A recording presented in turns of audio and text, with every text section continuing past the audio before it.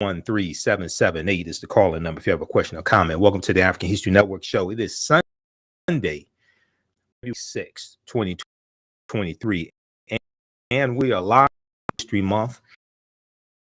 And I did I taught three online. I did one online lecture on Saturday and taught two online classes, one Saturday, one Sunday. Okay, so we'll give you some information about that. But I posted a video on my Instagram page of Scott Adams. Scott Adams is the creator of the Dilbert comic strip. Now, when I was a kid, I read different comic strips. Family Circle and Peanuts and Beetle Bailey, things like this. This is decades ago. Okay, I don't read comic strips anymore. Wasn't a big fan of Dilbert, but Scott Adams, who's the creator of the Dilbert comic strip, is in hot water. This fool posted a racist tirade citing a poll from a bogus pollster, Rasmussen reports. And in this racist tirade, he commented on this poll that said that 53% of Black Americans agreed with the statement, it's okay to be white. Okay. The move came after Scott Adams, the cartoonist behind Dilbert, effectively encouraged segregation in a shocking rant on YouTube. His comments come in response to a poll from the conservative firm Rasmussen Reports that said 53% of Black Americans agreed with the statement, it's okay to be white. He goes on to say that he referred to African Americans as a hate group, Okay, I'm gonna let you hear an excerpt of what he has to say. But hundreds of newspapers have dropped the Dilbert comic strip because of this. Now, this is an example of thinking your white privilege is going to protect you and you can just say whatever you want to say and there be no consequences. But there are repercussions and consequences to being stupid. And Scott Adams has found this out the hard way. Okay, so we'll talk about that story.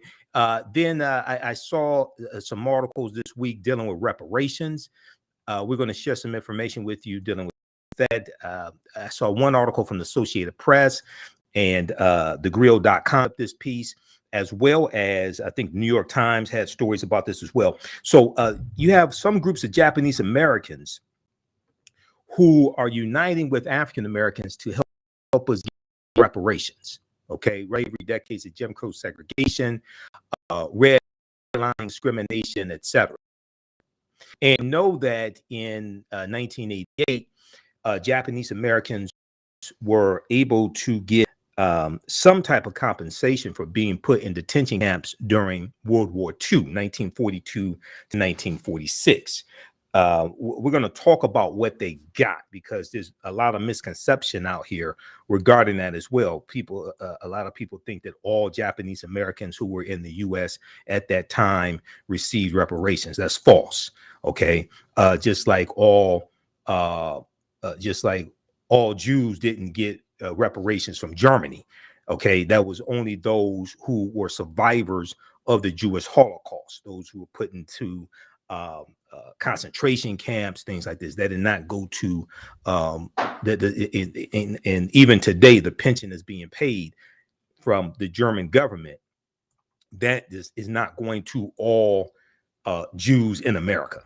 Okay, it's going to approximately 130,000 survivors of the Jewish Holocaust.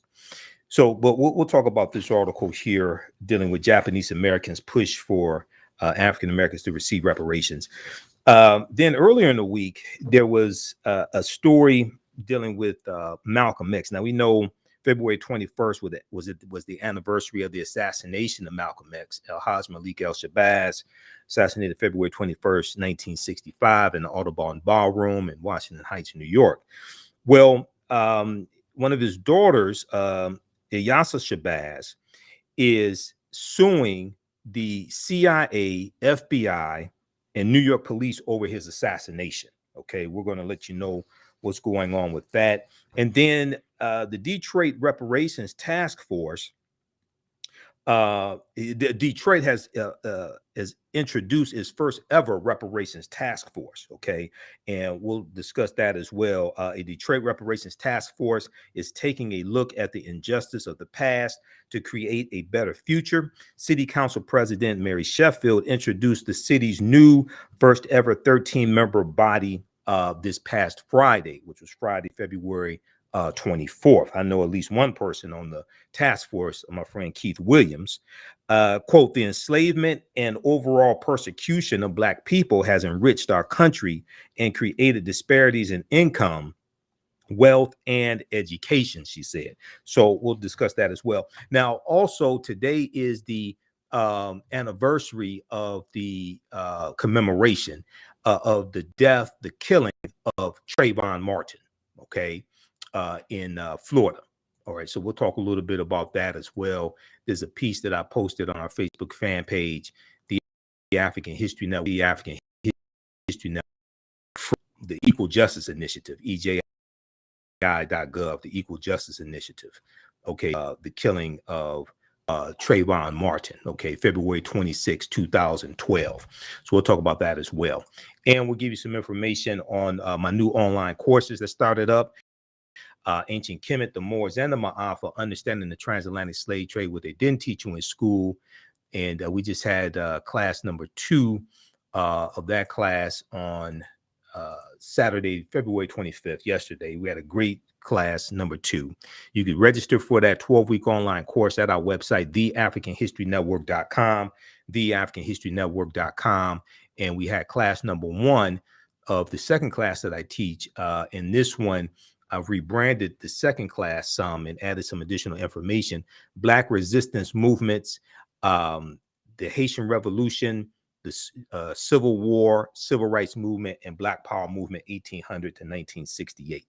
Okay, so we'll talk about that as well. Visit our website, TheAfricanHistoryNetwork.com, TheAfricanHistoryNetwork.com for more information on that. Now, on the African History Network show, we focus on educating, empowering, and inspiring people of African descent throughout the diaspora and around the world, because right now it's corrects your own behavior. What you do for yourself, what you do to yourself, and what you allow other people to do to you and get away with is based upon what you think about yourself. What you think about yourself is based upon what you have been taught about yourself. What you've been taught about yourself is based upon everything you've read about yourself. So when you control the radius of a man or woman's thoughts, you control the circumference of his or her actions, because the mind can't do or teach what it doesn't know. Now, we deal with a number of different topics here on the African History Network. We deal with history and politics, education, economic entrepreneurship, relationships, love, sex, and much, much more. Sign up for our email newsletter, text KEMET to 2228. To sign up for our email newsletter, text the word Kemet, KEMET, to 22828 email newsletter, or visit our website, TheAfricanNetwork.com. We're coming up on the break. When we come back, we'll discuss this story here, and I'll let you hear from this fool, Scott Adams, creator of the Dilbert comic strip. Hundreds of newspapers dropped Dilbert comic strip after racist tirade from creator Scott Adams. You listen to the African History Network show right here on 910 AM, the Superstation, WFDF. I'm Michael Imhotep. We'll be back in a few minutes.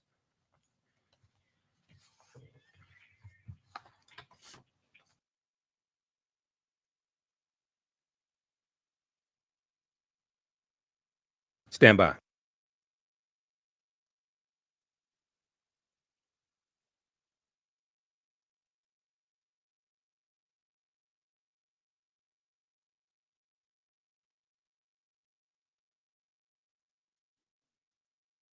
Stand by, everybody. Back from break in 4 minutes.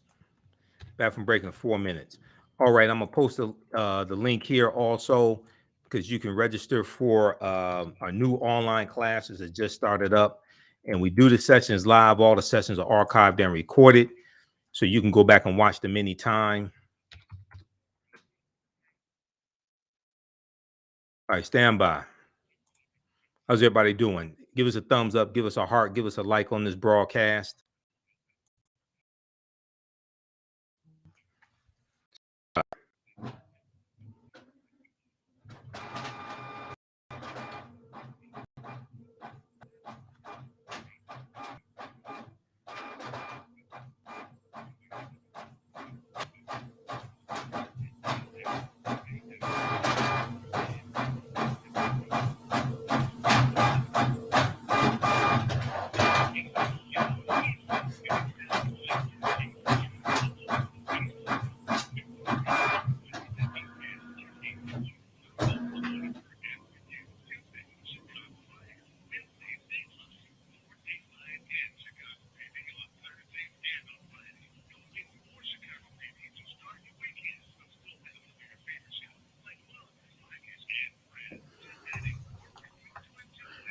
Back from break in 2 minutes. Stand by.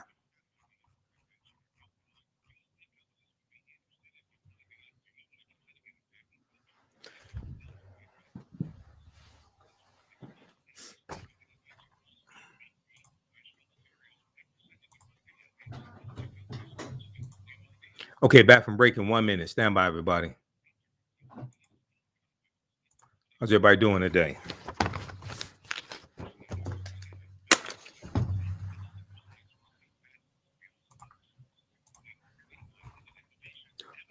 All right, who still needs to register for the online classes I teach on Saturdays and Sundays, 2 p.m. Eastern Standard Time?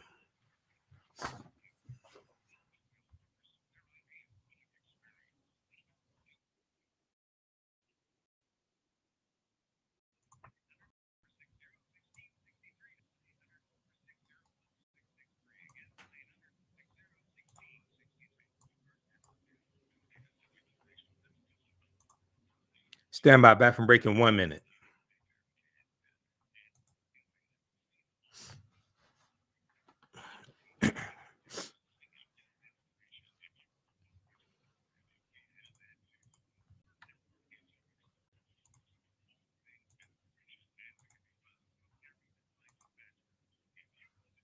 Stand by, everybody.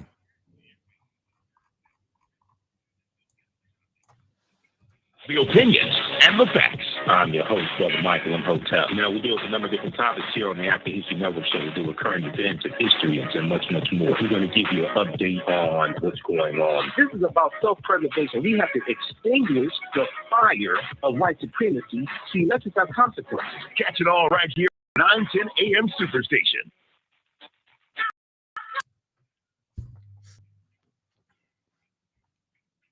Welcome back to the African History Network show right here on 910 AM, the Superstation. All right, the calling number is 313-778-7600. 313-778-7600 is the calling number if you have a question or comment. Also, be sure to visit the website, TheAHNShow.com. TheAHNShow.com. If you missed my free Black History Month lecture that I did on Saturday, February 25th, it's still there. It's our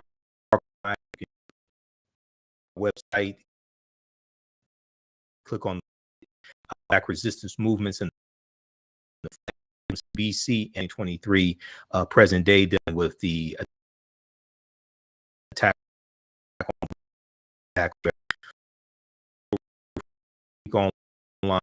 online course, ancient didn't teach you in school. Okay, so we just did class number 2 on Saturday, and that class is archived also. It's a 12-week online course on sale, $80, regularly $130. We do thousands of years of history and what leads up to the transatlantic slave trade taking place. All right, if we look at the phone lines here, 313-776. From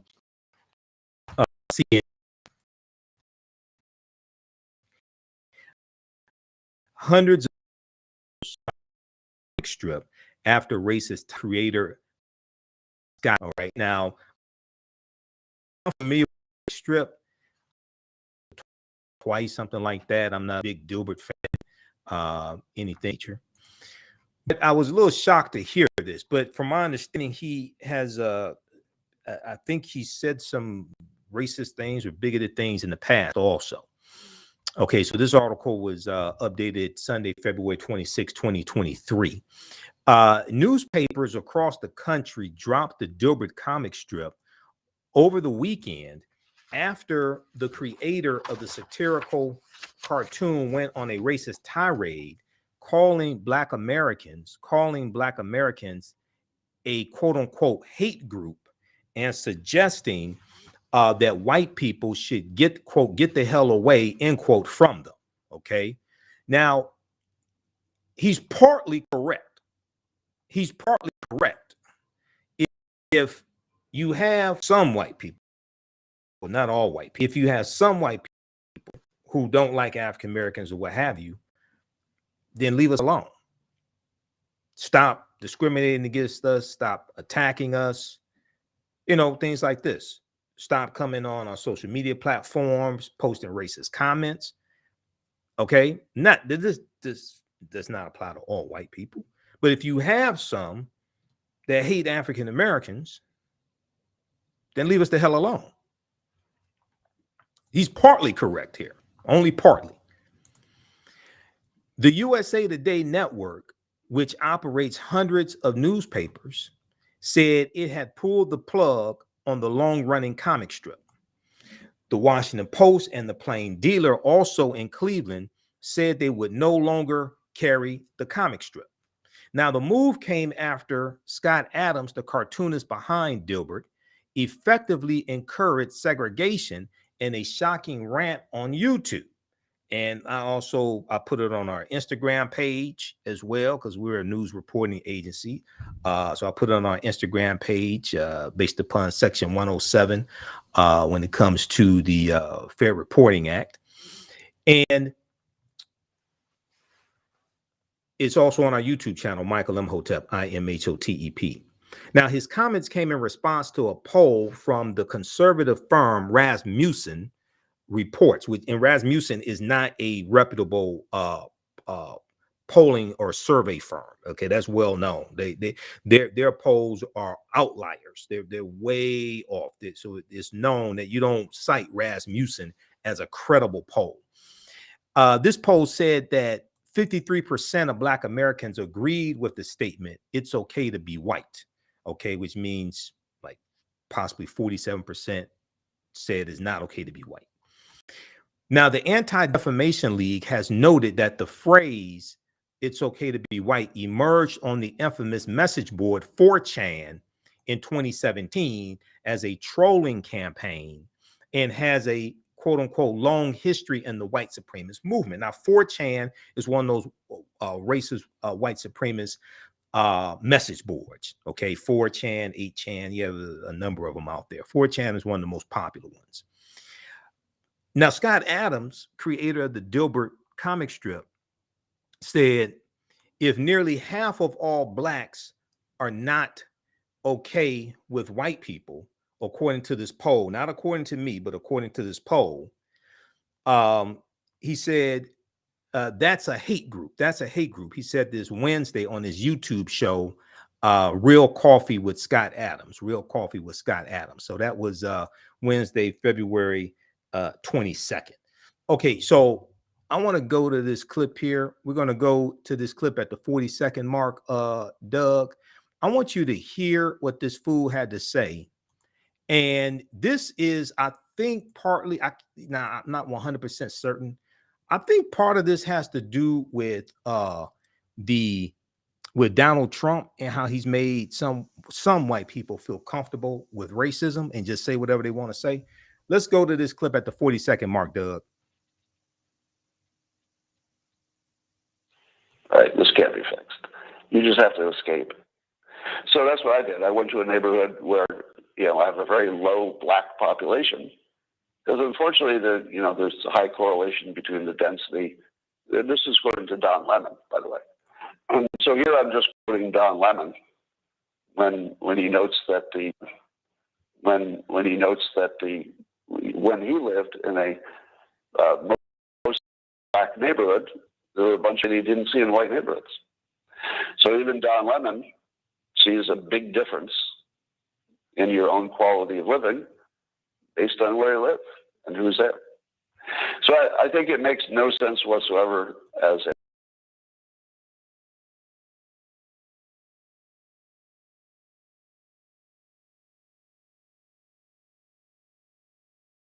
impulse. And so I'm gonna back off from being helpful to Black America because it doesn't seem like it pays off. Like I've been doing it all my life, and the only outcome is I get called a racist. That's the only outcome. No sense to help Black. It's over. It's over. Don't even think it's worth trying. Totally not trying. And there we go. You didn't expect that today, did you? But those who don't want to focus on education, you just need to get away from them. Just get as much distance as you can. That's my recommendation. And I'm also really sick of seeing video after video of Black Americans beating up non-Black citizens. Okay, pause it right there. You know, I realize it's anecdotal. Pause it right there. All right, thanks. Okay, so that's Scott Adams. He didn't hold back. There's more, but he was cursing in the beginning and right before we stopped it. So I don't want to play that on the air. But you can go to my YouTube channel. We have it on my YouTube channel, Michael Imhotep, Imhotep. I posted the clip there. I got the clip from DL Hughley's Instagram page. I also shared it on my Instagram page, Michael Imhotep, as well. So this is what this fool said, right? Now let's go to the phone lines. Let's go to Kwame on line 1. Then we're gonna go back to this article here. Kwame, welcome to the African History Network show. Thanks for holding us. Tell us where you're calling from, Kwame. I'm calling from Detroit. Okay, from Detroit. You know, I just turned on the radio and I heard Ron Karenga talking about a movement versus a moment, and that's exactly what we are talking about. Now, the moment was between 58 and 98, and I call that God's time, okay? Because this is the same time that Jesus, Moses, and all the other prophets showed up on, I should say the main prophets showed up on the scene. And today it was Coleman Young, the Black Slate, and the Shrines of the Black Madonna. That was the moment that we got power. Now, there is no doubt about it. Now, Martin Luther King and other leaders, we got the power of human rights. We got some civil rights.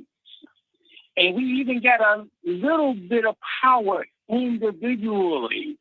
You know, and I say in here and there, we may still have a little bit of power. But see, Coleman Young represented a de facto president because he was president of the National Association of Mayors. And that's how he moved. And that was God's solution to the race problem in America. I mean, he hit it right on the nail when he said moment. Kwame, what was God's solution to the race problem in America? God's solution to the race problem was the de facto layer of power that Coleman Young created when he became president of the National Association of Mayors. That was a whole new layer of power. You know, we got state, we got national, we got city. Yeah, that was a layer of power. But we have to leverage that with economics. We have to understand history and understand law as well. All right, we're coming up on the break, Kwame. Thanks for calling. Keep listening. Okay, you listen to the African History Network show right here on 910 AM Superstation WFDF. I'm Michael Imhotep. When we come back, we're going to continue with this story dealing with hundreds of newspapers dropped the Dilbert comic strip after racist tirade from creator Scott Adams. Listen to the African History Network show. Also, we'll talk about reparations. A group of Japanese Americans are united with African Americans to help us get reparations also. We'll be back in a few minutes. Stand by.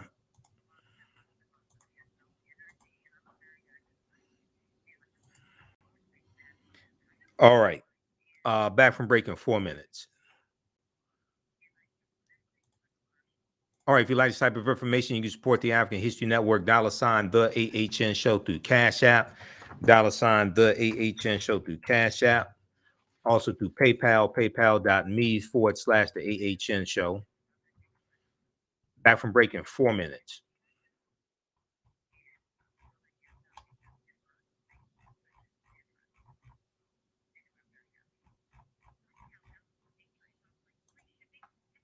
Stand by, back from break in 4 minutes.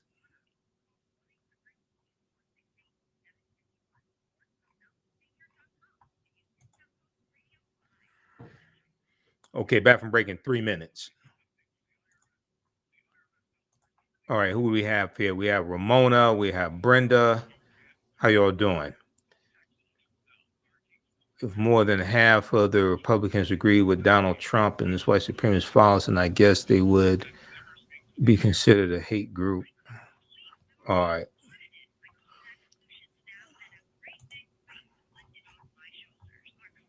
Back from break in 2 minutes. Stand by.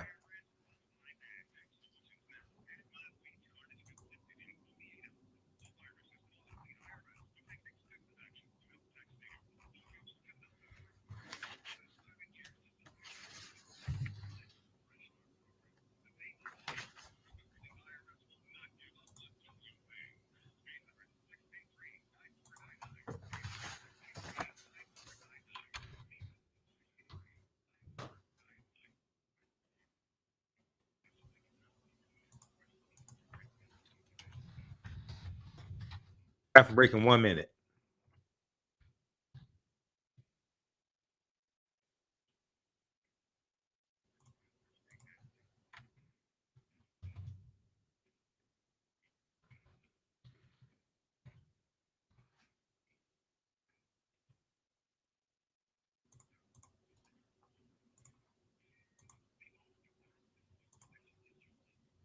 Back from break in 1 minute.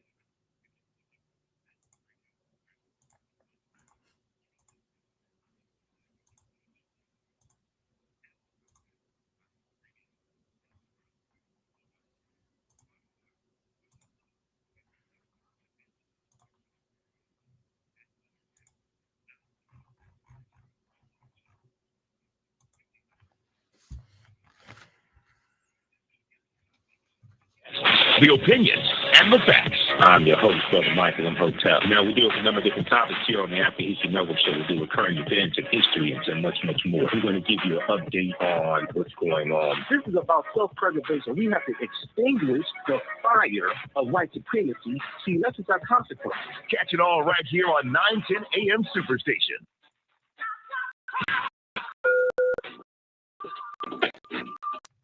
Welcome back to the African History Network Show right here on 910 AM, the Superstation, WFDF. Calling numbers 313-778-7600.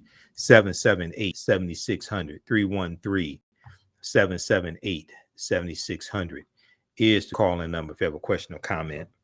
It kind of helps if you stay on topic also, because this is only a 2-hour show. But I know I'm here once a week, so if you have to say about another topic, that's okay. But okay, so right before the break, we were talking about the story, and you made this on social media, but they didn't really talk about what happened. They talked about Dilbert strip, things like this, but they didn't really. So I saw the Googly on Instagram. DL, you can follow me back. And I shared Instagram page, the video that I just played for you. I shared that Instagram. We have, I think, close to 1,000 followers on Instagram. I don't use Instagram a whole lot, but that Fannie Lou Hamer clip, that 60-second Fannie Lou Hamer reel, we went up about 15 followers or so. But I'm starting to use Instagram more. Okay. Hundreds of newspapers dropped Dilbert comic strip after racist tirade from creator Scott Adams. So if you go back to this article from CNN.com, he said that if nearly half of all blacks are not okay with white people, according to this poll, not according to me, according to this poll, that's a hate group, Adams said Wednesday, February 22nd on his YouTube show, Real Coffee with Scott Adams. Then he cited Don Lemon. So he cited the black guy. He cited Don Lemon.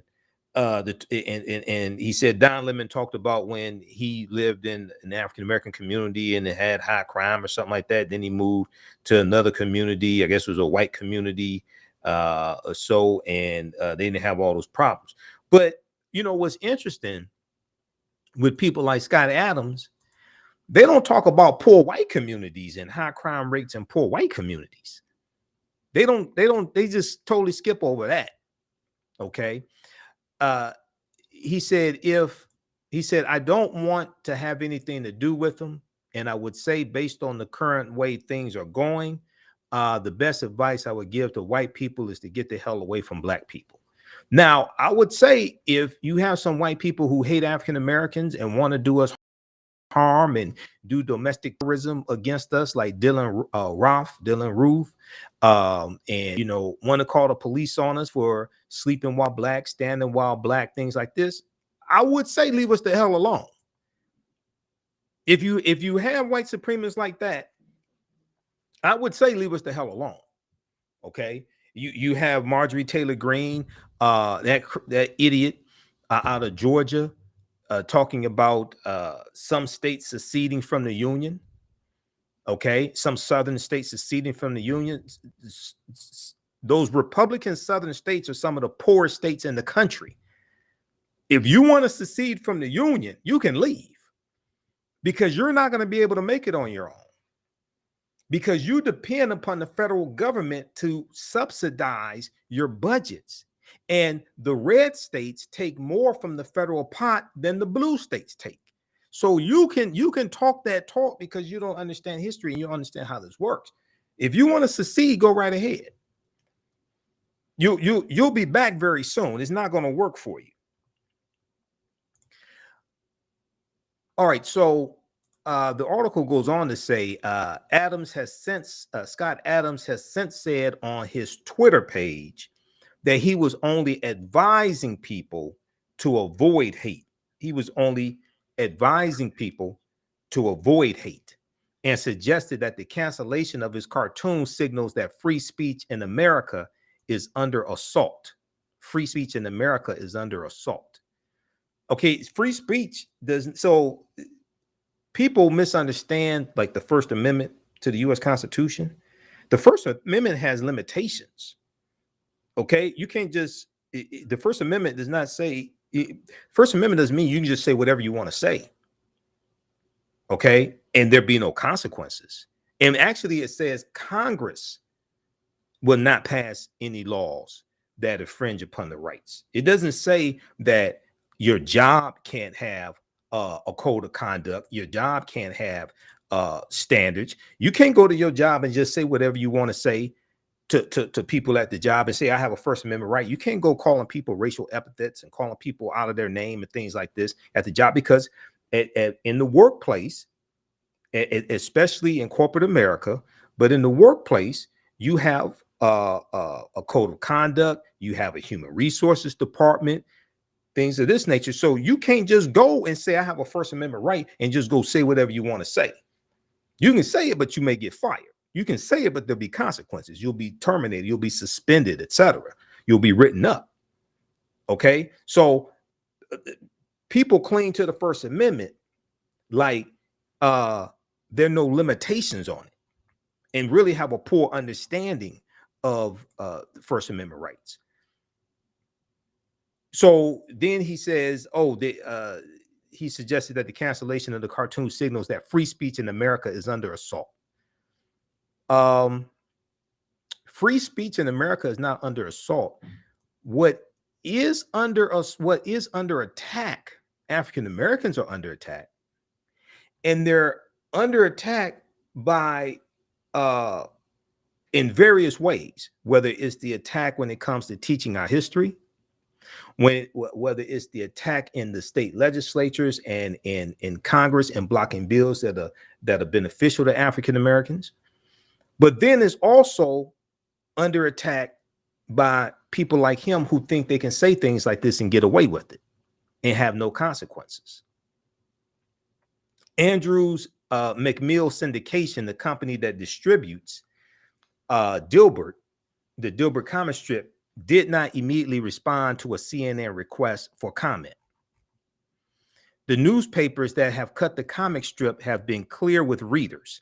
Quote, Scott Adams, creator of the Dilbert comic strip, went on a racist rant this week, and we will no longer carry his comic strip in the Plain Dealer, the newspaper, the Plain Dealer, wrote Chris Quinn, editor, Chris Quinn, editor of the newspaper. This is not a difficult decision. This is not a difficult decision. Okay, maybe Donald Trump will give him a platform on Truth Social. Quote, "We are not a home for those who espouse racism." Okay, Scott Quinn said. Who was that? Chris Quinn. Chris Quinn's added, "We certainly do not want to provide them with financial support." Now, Gannett News, which publishes the USA Today network of newspapers, tweeted that it aims to, quote, "lead with inclusion and strive to maintain a respectful and equitable environment for the diverse communities we serve nationwide." For the diverse communities we serve nationwide. Now, the Washington Post said it had also pulled the comic strip from the newspaper. Quote, "In light of Scott Adams' recent statements promoting segregation, the Washington Post has ceased publication of the Dilbert comic strip," it said. Now, some people may say, "Oh, Michael Imhotep, you're promoting segregation." No, I'm not promoting segregation. What I'm saying is if you have some white people who hate African Americans and want to do us harm, I'm saying the best thing to do is leave us the hell alone and don't go there with that, because it may not end up the way you think it's going to end up. If you don't like it, just leave us alone. That's what I'm saying. Let's go back to the phone lines to hear what you're saying. Calling numbers 313-778-7600. 313-778-7600 is the calling number if you have a question or comment. Let's go to Bruce on line 2. Hey, Bruce, welcome to the African History Network show right here on 910 a.m. the Superstation WFDF. Tell us where you're calling from, Bruce. From Detroit. How you doing, brother? I'm all right. What about you? All right. You know what? His mentality and his intellect can easily be challenged, because he sounds more like a thumb-sucking brat. He sounds like an adolescent child. It's really hard to offer a real substantial rebuttal because his rant was based more on emotional hate and not fact. And so I'm glad that freedom of speech doesn't really impact those white races like that, because it lets us know how childlike they are. I mean, that's really laughable. You really can't get mad. As a matter of fact, he ought to be ashamed to share that with the world. That's something that he should keep amongst him and his racist friends, because that's laughable. You would question a guy's intellect and his mentality when he goes off like that, because what makes white people think that it's heaven moving around them? People don't move out there because they're white. They move out there because they know that the quality of life is going to be the best that you have to offer. Right. Hold it right there, Bruce. Hold it right there. We're coming up on the break. Hold Bruce over the break. We're coming up on the break, Bruce. We'll hold you over, let you finish your comments. Listen to the African History Network show. I'm Michael Imhotep. We'll be back in a few minutes. Stand by. Back from break in 4 minutes.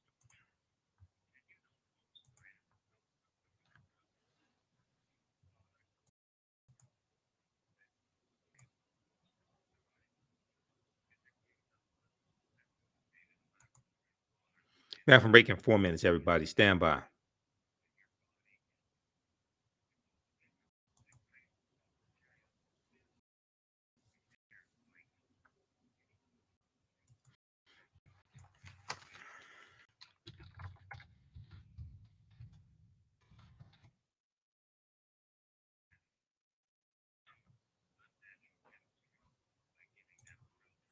Back from break in 3 minutes.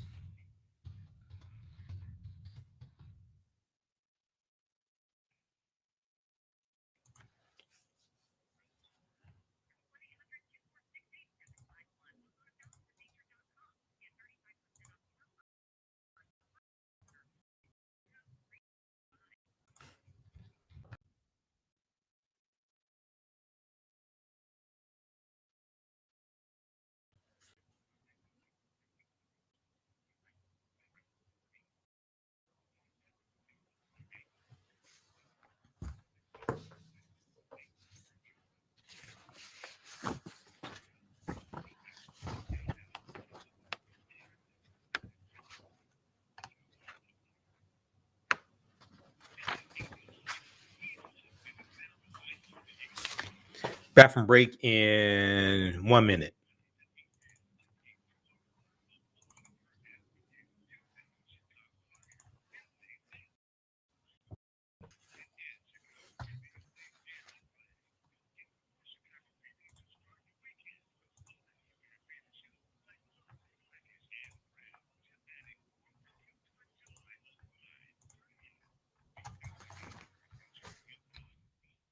Stand by.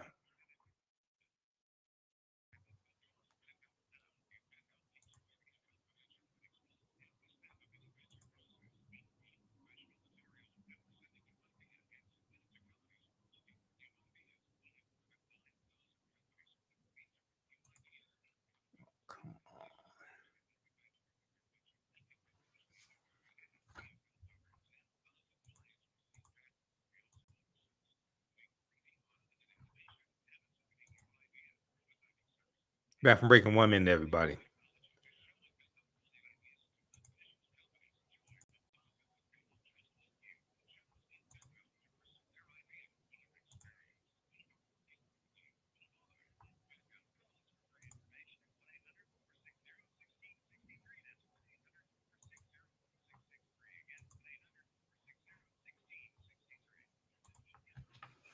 Yes, the opinions and the facts. I'm your host, Brother Michael Imhotep. Now, we deal with a number of different topics here on the After History Network Show. We do recurring events and history and much, much more. We're going to give you an update on what's going on. This is about self-preservation. We have to extinguish the fire of white supremacy. See, let's have consequences. Catch it all right here on 910 AM Superstation.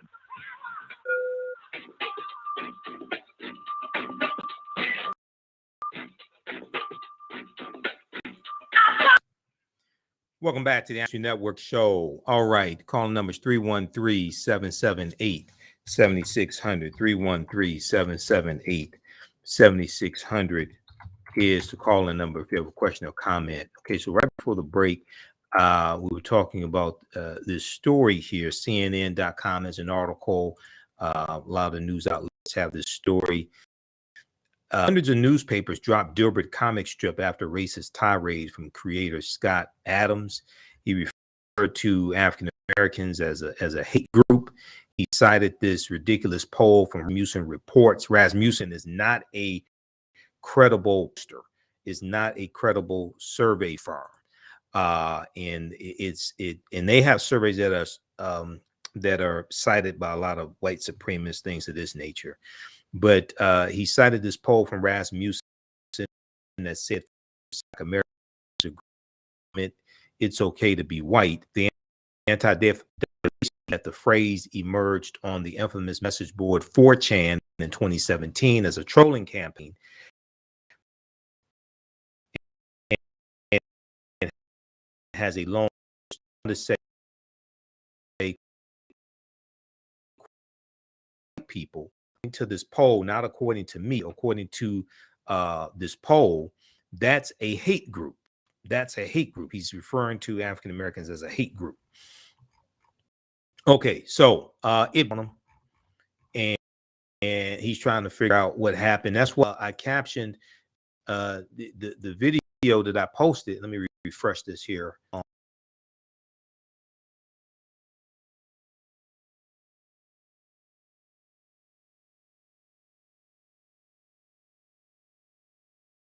Go to Richard as well. That's why I posted when mess around and find out goes really wrong. When mess around and find out goes really wrong. Okay, let's go back to Bruce. Bruce, go ahead and finish your comment. We were up against a break, and I had to put you on hold. Okay, I understand, brother. I'm gonna close with this.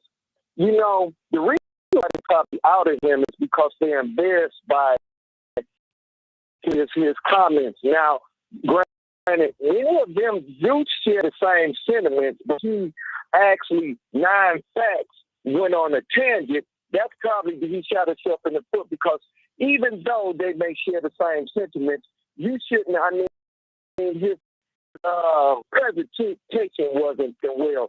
And I'm gonna tell you, for me, I'm not in line for moving around middle class or upper class races. You know, truth be told, I would prefer, and I'm not ashamed to even say that I don't want to live around all black people. I want to live around black people, but a certain caliber of black people.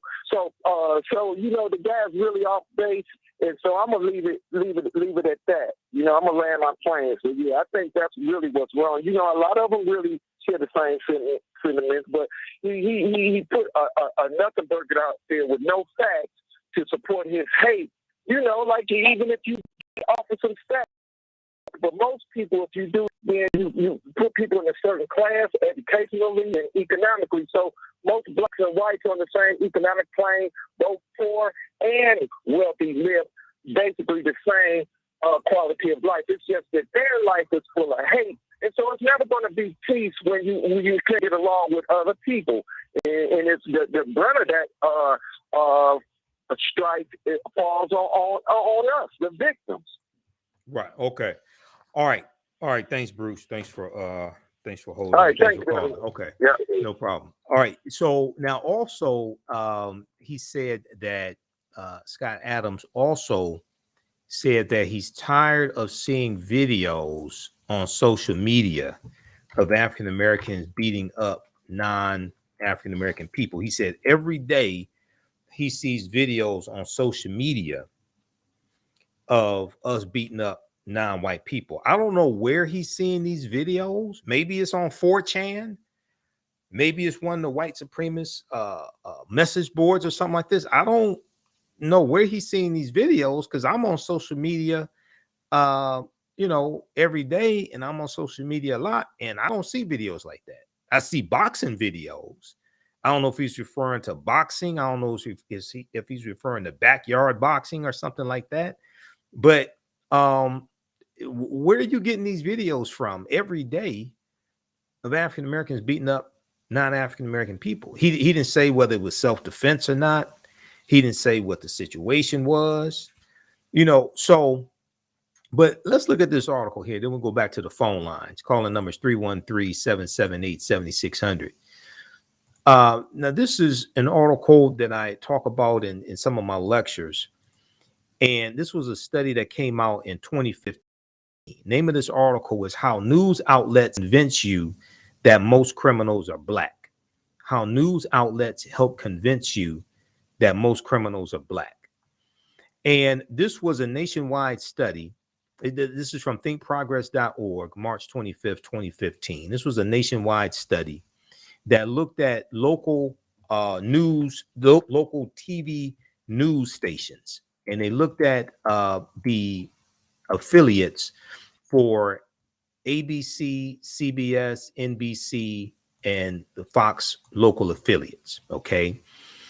And here's what they found. Compared to the percentage of crimes they actually commit, African Americans are grossly overrepresented on local news broadcasts. Grossly overrepresented on local news broadcasts about criminal activity. According to a new report from Media Matters for America,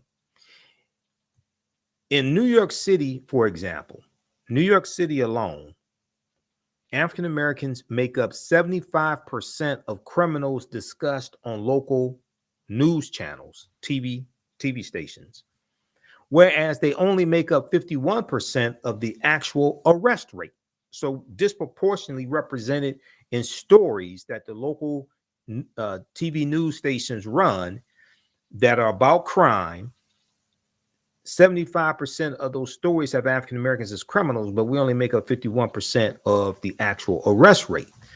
Now, between August and December of 2014, between August and December, WABC, WNBC, and WCBS, those local affiliates there in New York City, overrepresented African Americans in theft, assault, and murder coverage. On WABC, WNBC, and WCBS, respectively, 82%, 73%, and 70% of all wrongdoers were African American. Okay, we'll continue this on the other side of the break. Listen to the African History Network show right here on 910 AM Superstation. I'm Michael Imhotep. We'll be back in a few minutes.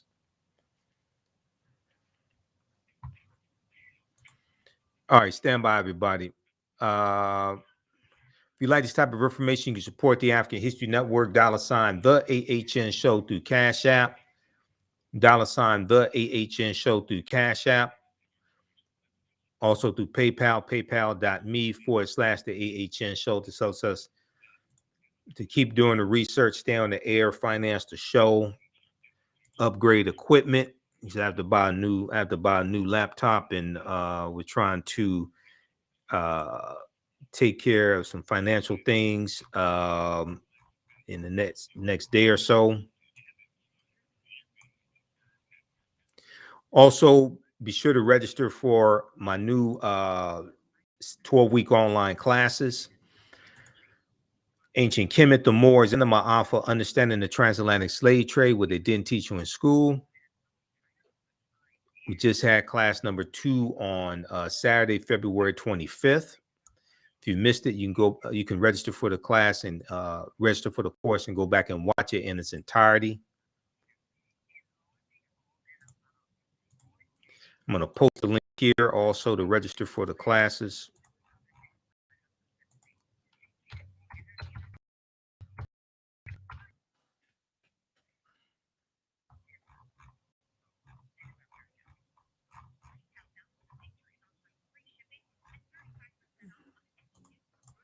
Okay, back from break in 3 minutes.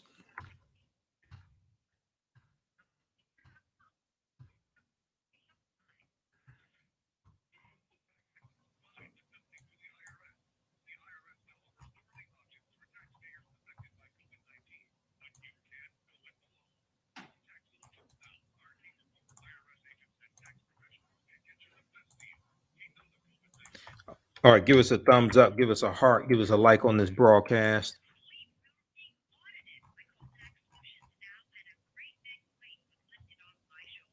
Back from break in 1 minute.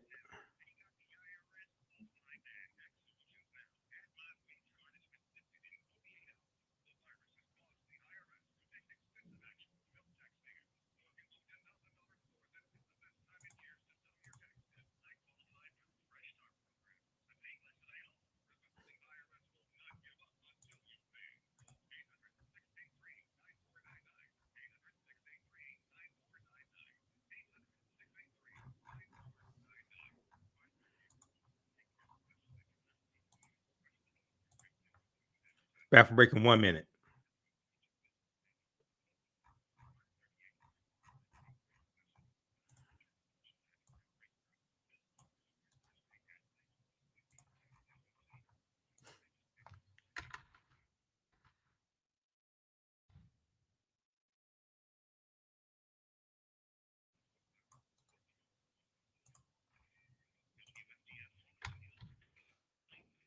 Superstation, a division of Adele Media. We got the topics, the guests, the opinions, and the facts. I'm your host, Brother Michael Imhotep. Now, we deal with a number of different topics here on the African History Network show. We do with current events and history and much, much more. We're going to give you an update on what's going on. This is about self-preservation. We have to extinguish the fire of white supremacy. See, elections have consequences. Catch it all right here on 910 AM Superstation.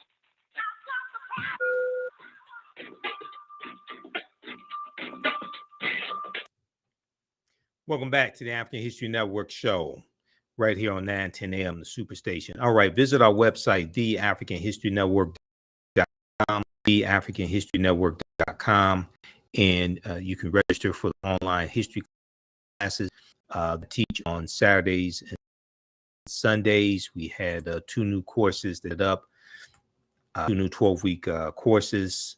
Saturday, February 25th, I taught class number 2 of Ancient Kemet, one of the original names for Egypt, Ancient Kemet, the Moors, and the Ma'afa, understanding the transatlantic slave trade. Ma'afa is a Kiswahili term, which refers to the great disaster, our Holocaust, the transatlantic slave trade.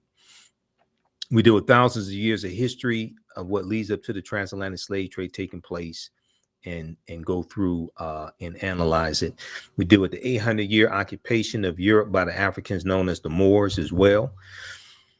So you go to our website, scroll down, you'll see the information for the radio show. Click right here on register here for the full course. The course is on sale $80, regularly $130.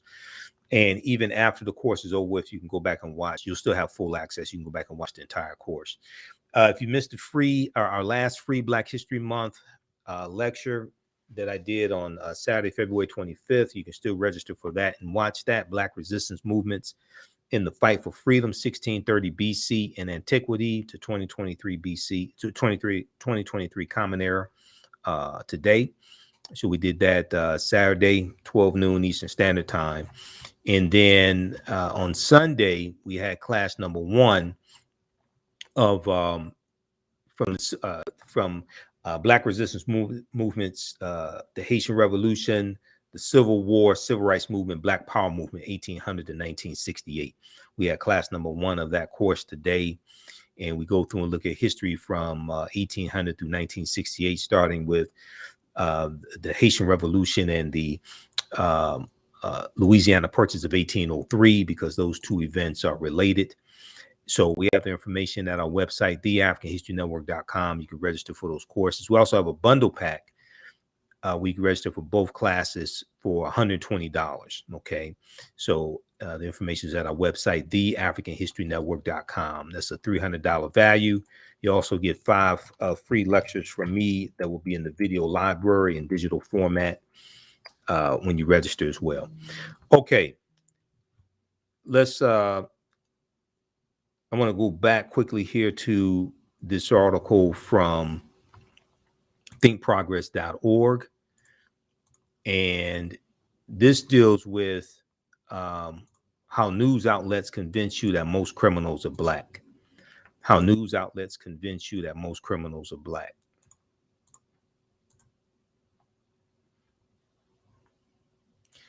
And this article is from March 25th, 2015, thinkprogress.org. Okay, between August and December of 2014, WABC, WNBC, and WCBS, the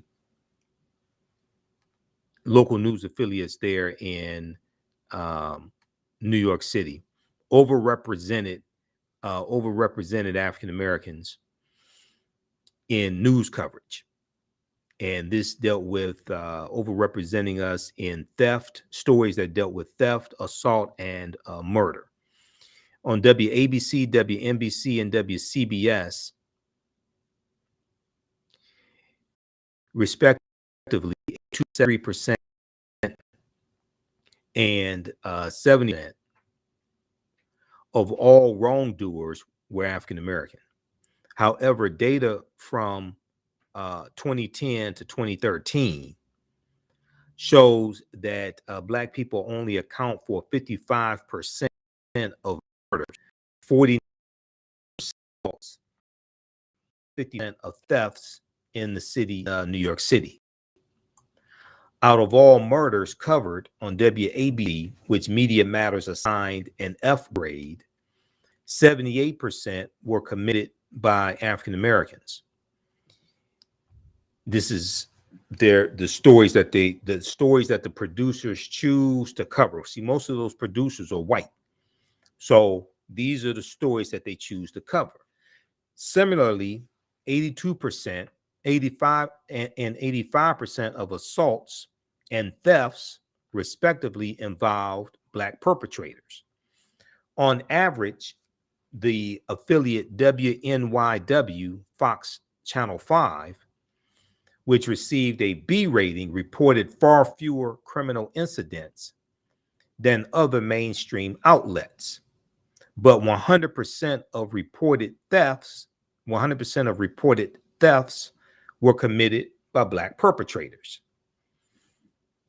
Okay, now summarizing the report, The Color of Change, a Black advocacy organization, concluded that all 4 channels failed to contextualize the crimes that were reported, making no mention of discriminatory policing that targets African American communities or systemic factors that contribute to crime, such as unemployment and also poverty, poor education, etc. By portraying Black people as the vast majority of perpetrators, these news stations detracted from criminal activities perpetrated by non-Black persons and fueled racial bias. Okay, so read the rest of this article here from thinkprogress.org. How news outlets convince you that most criminals are Black. Now, also, what gets left out of this conversation is the crime that exists in red states. And I want to pull up there were some articles that I saw recently that dealt with how like, for instance, this article here from Axios.com. Things like this get totally ignored. Let's see, let's pull this up. Not an anomaly. 2020's red states. Hold on, let me close this out. Not an anomaly. 2020's red states have higher murder rates. Okay, so if we look at this article from Axios.com, AXIOS.com. Let's go over to this article here. Computer's running slowly. Not an anomaly. 2020's red states have higher murder rates. Okay, this is by Alexi McCammond. You see her sometimes on MSNBC. We'll go back to the phone lines here in just a minute. Average murder rate in Trump voting and Biden voting states. The murder rates in Trump voting states from 2020 have exceeded those in Biden voting states every year since the year 2000, according to a new analysis by Third Way, a center-left think tank. So why does this matter? Republicans have built their party on being the crime-fighting candidates, even as murder rates in red states have outpaced murder rates in blue states by an average of 23% over the past 2 decades. Okay, murder rates in red states have outpaced murder rates in blue states by over 23% over the past decades. 4 reliably red states consistently made the top of the list: Louisiana, Mississippi, Alabama, and Missouri. Okay. Now, Third Way's report analyzed homicide data for all 50 states from the year 2000 to 2020 using CDC, Center for Disease Control data, Center for Disease Control and Prevention data. They used the 2020 presidential election results to characterize red states from blue states, Republican states from Democratic states. These findings build on a previous Third Way report that only analyzed murder rates from 2019 to 2020. This time, they write, they wanted to see if this one-year red state murder epidemic was an anomaly, out of the ordinary. In October 2022, just before the 2022 midterm elections, a record high 56% of Americans said there was more crime where they live. This was a Gallup poll. That included 73% of Republicans and 51% of independents. Okay. Now, both parties rushed to spend tens of millions of dollars on crime ads that month when this information came out. Murder is not the only crime committed or discussed by Third Way. murder is not the only crime committed, but Third Way hopes to combat the media and political narrative that crime is a democratic problem occurring mostly in big blue cities and fueled by lax policies. Okay, so read the rest of this article here. Let's go back to the phone lines. We lost Richard. Richard, call back in. We have a lot of information to cover, and we're trying to get these calls in also. Let's go to James. Okay, let me see. We took care of Bruce. Let's go to James. James, welcome to the African History Network show. Thanks for holding. Tell us where you're calling from, James. Hey, Brandon Bryce, how you doing, man? Hey, it's Brandon. Ruben Crowley. Hey, he said James. Hey, Brandon, you all right? Well, it's Ruben James Crowley. Oh, Ruben. James James Crowley. Name. Oh, Ruben. Okay, go ahead, Ruben. I thought you said Brandon Bryce. I know Ruben Brandon. James Crowley Jr. Okay, go ahead. Go ahead with your question or comment. Hey, Brandon, I wanted to give you a little bit of information because I heard you talking about the blue states and the red states. Yeah. Well, Michigan here, we're a blue state. Mm-hmm. And Detroit is a blue city. Democrats run the city. In Detroit right now is the case of the biggest municipal bond fraud in the history of the United States of America. There have been hundreds of millions of dollars of municipal bonds that were taken out by the city of Detroit on the necks and the backs of the residents here in the city that they didn't ever get notified about. And this is about to come to a head. So the information has been suppressed and withheld from the public knowledge and public purvey by Mary Sheffield, James Tate, and Scott Benson. They are the three sitting council members who approved all these hundreds of millions of dollars worth of bonds that none of us know about. We don't even know the actual number. James, there were only now there are 9 people on city council. There were only 3 people that approved it. Yeah, from the former council. None of it. From the former council. The city is over the bond debt limit. They're over the debt limit now. They can't issue any more bonds. They're putting forth a narrative like they're not interested in doing it or they don't want to do it. But the fact of the matter is they can't do it because Detroit is way over the state legal debt limit. There can be no more bonds issued now legally. Okay. So what they did was they artificially inflated the state assessed equivalent to actually double the debt limit, artificially, illegally, and issued hundreds of millions of dollars of bonds. And they say, and they're contending. Okay, James, we're up against a break. They don't have to notify the public. You have an article that you're citing with that information? You have an article? Oh no, this is newly this information it's in the public purvey, but you have an article that you're citing? You have a source that you're citing for this information?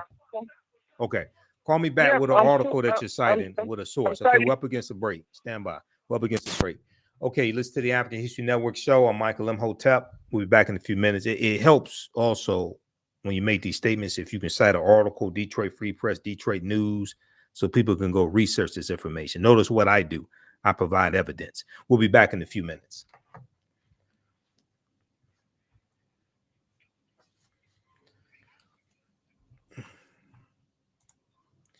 All right, back from break in 4 minutes.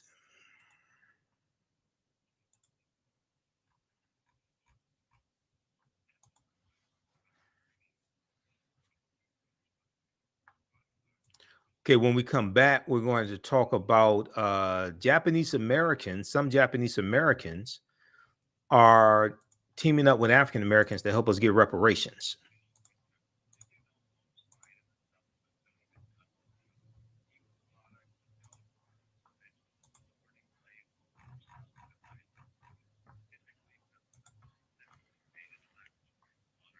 Back from break in 4 minutes. Stand by.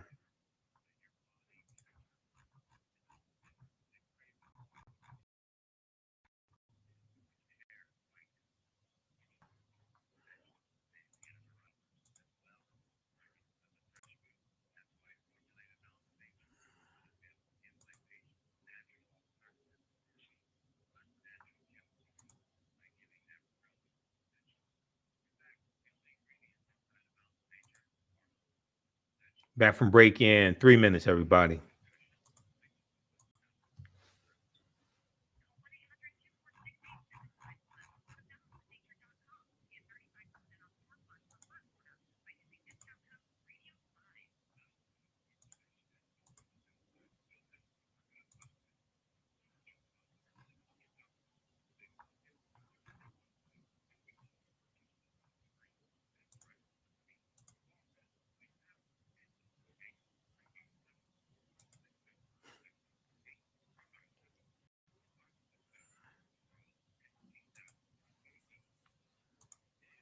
Back from break in 2 minutes.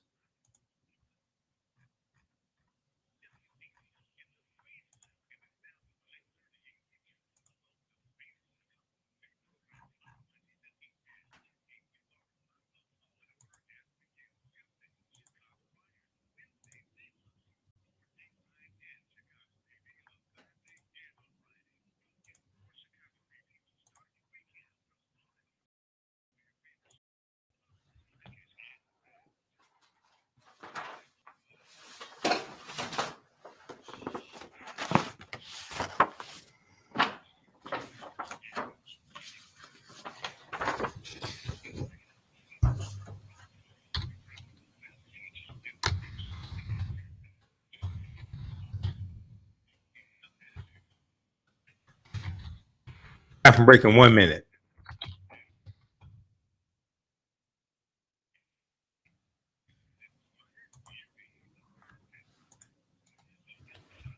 The guests, the opinions, and the facts. I'm your host, Brother Michael Imhotep. Now, we deal with a number of different topics here on the After History Network show. We do recurring events going on. This is about things of what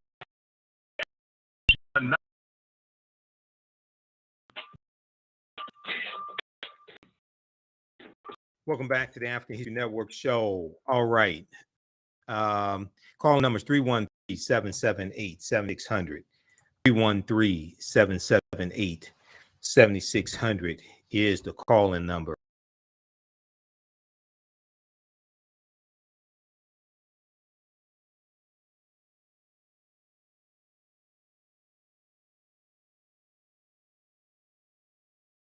Who are teaming up with African Americans to help us get reparations.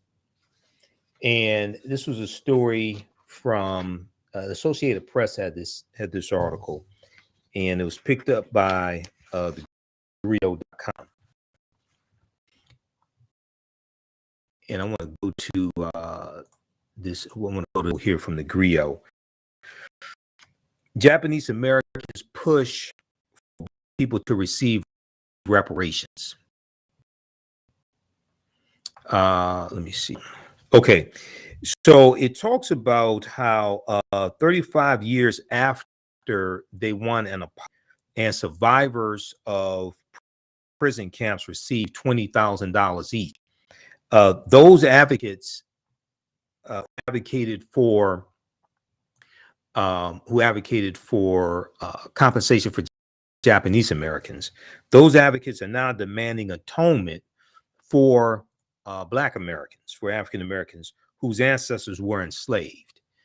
And let me go to, okay, this one right here from the Greek. Just a second, I have all the tabs open in Google Chrome. All right. So this article is from February 24th, 2023. Years after they won that. So let me back up here. It talks about how it talks about a woman named Mia Iwataki. And it says when Mia Iwataki and other Americans fought in the 1980s for the U.S. government to apologize to the families it imprisoned during World War II, Black politicians and civil rights leaders were integral to the movement. They were integral in helping them get an apology and get some type of restitution. 35 years after they won that apology and survivors of prison camps received $20,000 each. This did not go to all Japanese Americans in the U.S. at that time. It only went to those who were survivors of the internment camps or those who had to evacuate. All right. Now, those advocates are now demanding atonement for Black Americans whose ancestors were enslaved. From California to Washington, D.C., activists are joining revived reparations movements and pushing for formal government compensation for the lasting harm of slavery's legacy on subsequent generations, from access to housing and education to voting rights and employment. Now, advocating for reparations is the right thing to do, said Maya Iwataki, a resident of South Pasadena, California, who is in her 70s. She cited cross-cultural solidarity. She cited cross-cultural solidarity that has built up over decades. Now, African-American lawmakers, such as the late California Congressman Mervyn Damali, D-Y-M-A-L-L-Y, and Ron Dellums played critical roles in winning the Civil Liberties Act of 1988, the Civil Liberties Act of 1988, which formalized the government's apology and redress payments. Okay. And this passed Congress and was signed into law by President Ronald Reagan.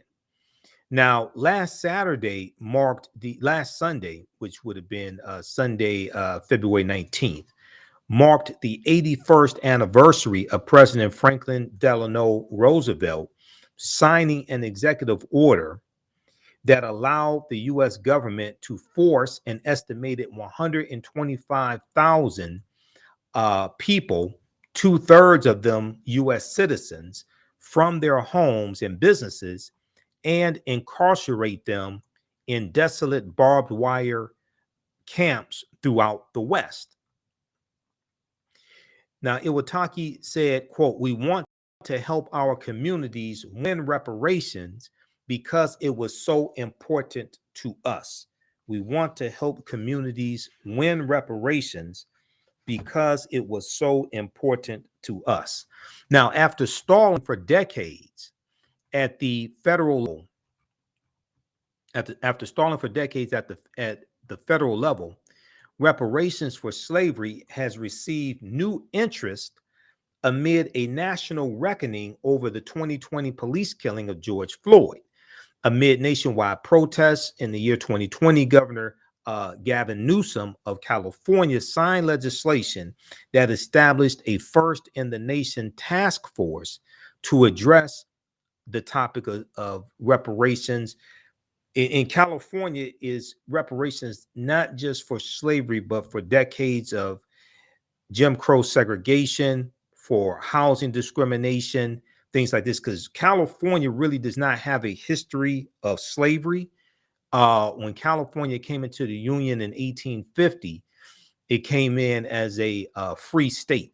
Now, they've identified about 1,500 people that were in like a semi-slavery state, okay, when California comes into the Union. But California does not have a real history of slavery, but they do have a real history of racism, housing discrimination, redlining, sundown towns, things of this nature, where you had to, if you were African American, you had to be out of town before nightfall, or you could be arrested, you can be attacked, etc. Okay, so they do have a history of that.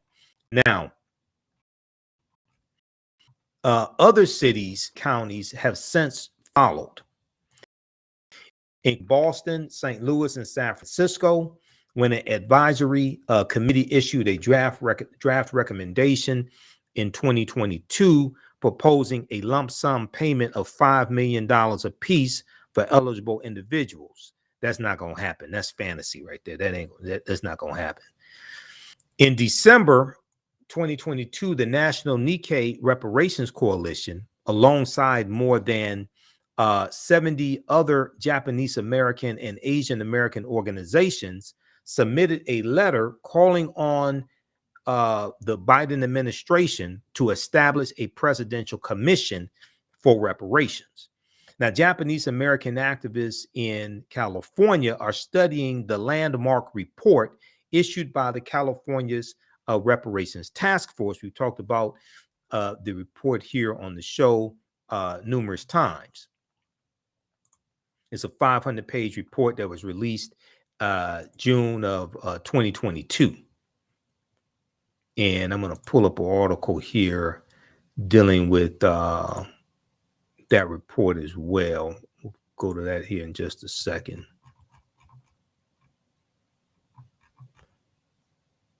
Okay. So Japanese American activists in California are studying the landmark report issued by California's task force and plan to reach out to college students, churches, and other community groups to raise awareness about why reparations for African Americans is needed and how it intersects with their own struggle of Japanese Americans. Now, reparations critics say that monetary compensation and other forms of atonement are not necessary when no one alive today was enslaved or a slave owner, overlooking the inequities today impacting later generations of Black Americans. Now, and what happened was after that the bill passed in 1988, we know that Representative John Conyers from Detroit introduced HR 40. Okay, that was in 1989, the year after he introduced HR 40. Okay, now President Ronald Reagan signed the Civil Liberties Act of 1988, providing living survivors with a formal apology and $20,000 each for the, quote, grave injustice, end quote, done to them. It would cost the U.S. government $1.6 billion. So from 1988 to 1998, they paid that out. A year after Ronald Reagan signed Japanese reparations into law, the late Congressman John Conyers from Detroit introduced a bill to consider slavery reparations, named after the promise of 40 acres and a mule that the U.S. initially made to free slaves. The bill has gone it really hasn't gone anywhere. It made it out of the House Judiciary Committee for the first time. I think it was like 2021, something like that. The promise of 40 acres and a mule, that didn't apply to all former slaves. Just so people understand, that was 400,000 acres of coastal land divided up into 40-acre plots, coastal land in South Carolina, Florida, and Georgia. So it was split up among about 40,000 African-American families, but President Andrew Johnson ends up taking most of that land back. We'll continue this discussion on the other side of the break. We'll be back in a few minutes.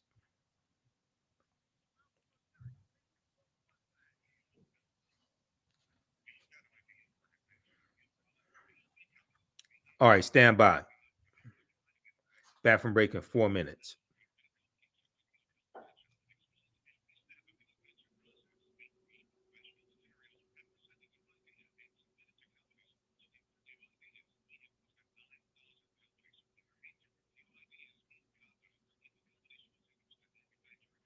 All right, bathroom break in 4 minutes. All right, who's this? Okay, Rania Williams. Thanks for the support, Rania.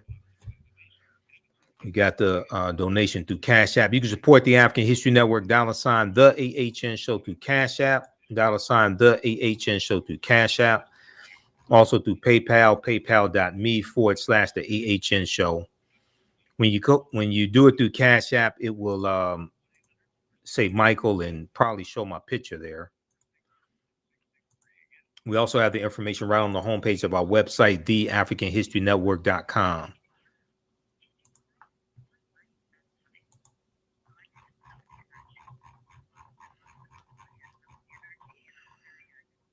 So we have our Cash App and PayPal link right on the homepage of our website, TheAHNHistoryNetwork.com. So if you like this type of information, you learn a lot from the African History Network show. This is the time to support us, because we definitely need the support. Also register for the online classes that I teach on Saturdays and Sundays. We just had new courses to start it up. Ancient Kemet, the Moors, and the Ma'afa, understanding the transatlantic slave trade, and Black resistance movements, the Haitian Revolution, Civil War, Civil Rights Movement, Black Power Movement, 1800 to 1968. Okay, back from break in 2 minutes.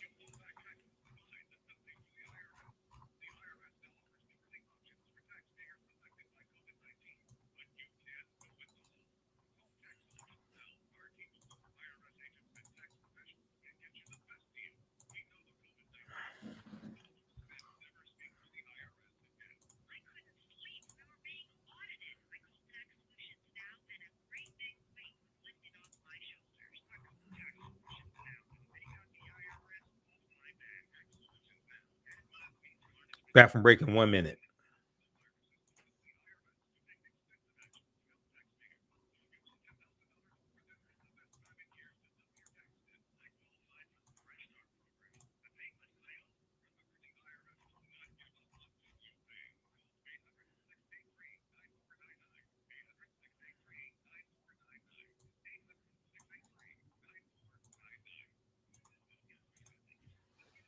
The opinions and the facts. I'm your host, Brother Michael Imhotep. Now, we deal with a number of different topics here on the African History Network show. We do recurring events and history and much, much more. We're going to give you an update on what's going on. This is about self-preservation. We have to extinguish the fire of white supremacy. See, lessons have consequences. Catch it all right here on 910 AM Superstation. Welcome back to the African History Network show. All right.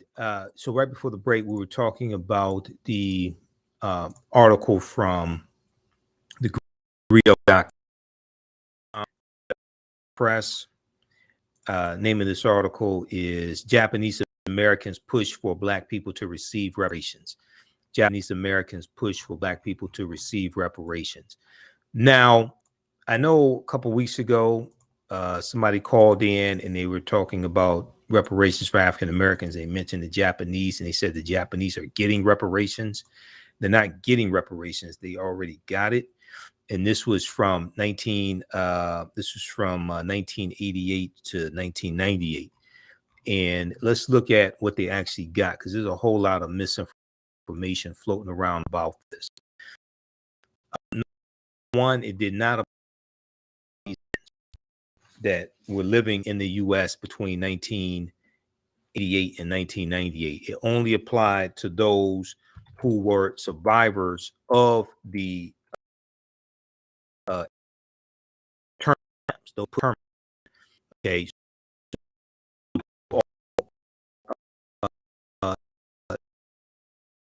Japanese American or anything like that, and it was a one-time payment of $20,000, and it went to approximately 82,250 Japanese Americans. Okay, so it's entirely different than what a lot of people are advocating for African Americans when it comes to reparations, because they want it for all African Americans. This was very specific. And I'm trying to, let me pull this up here. Hold on. This is hard. This is from the U.S. Justice Department.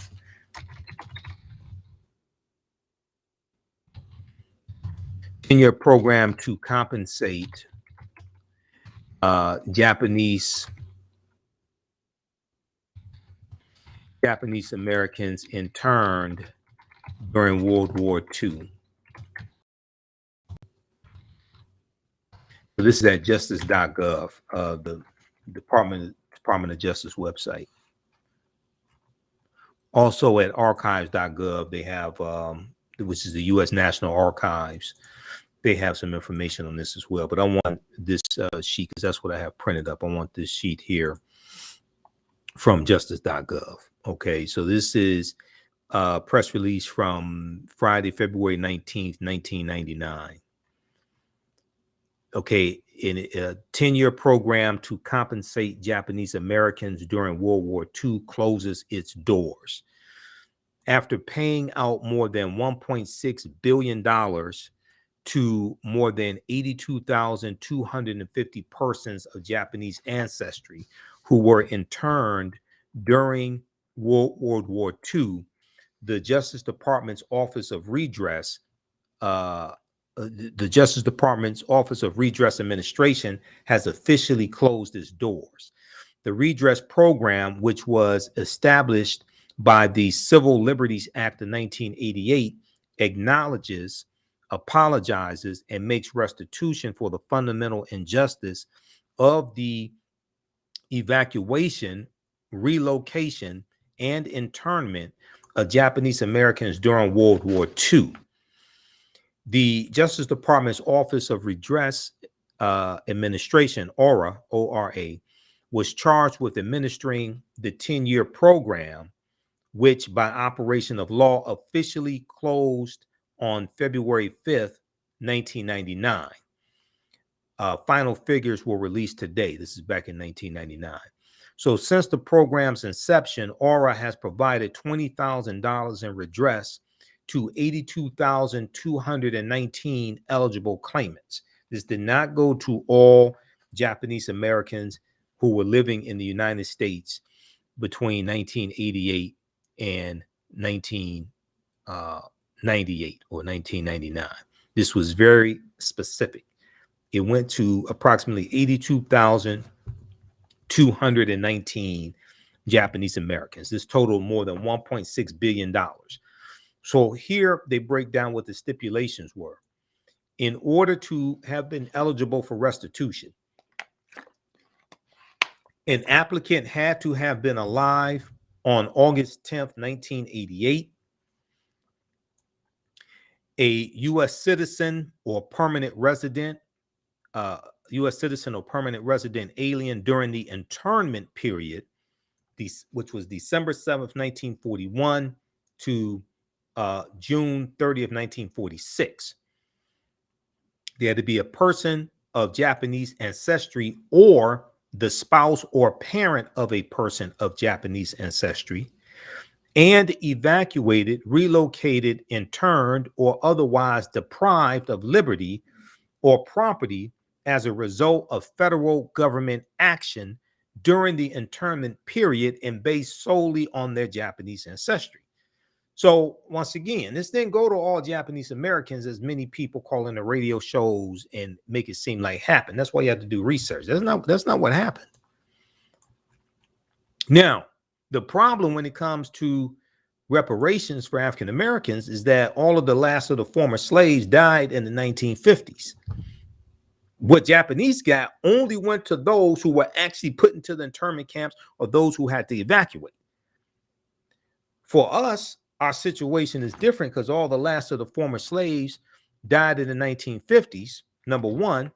But number two, based upon the 1964 Civil Rights Act, Title VI of the 1964 Civil Rights Act, non-discrimination in federally assisted programs, race-based programs are illegal at the federal level. So you're not going to have reparations for all. You're not going to have reparations for all Black people in this country. That ain't going to happen. Okay, and the sooner people come to understand law and come to that realization and stop playing games with our people, everybody ain't going. All Black people not going to get a check. That's not going to happen. That's illegal. We don't understand law enough to understand that, and then the people who do understand law enough don't have the testicular fortitude to tell our people that the people that make you think that you're going to get it, everybody going to get a check, is they're lying to you. That's just all there's to it.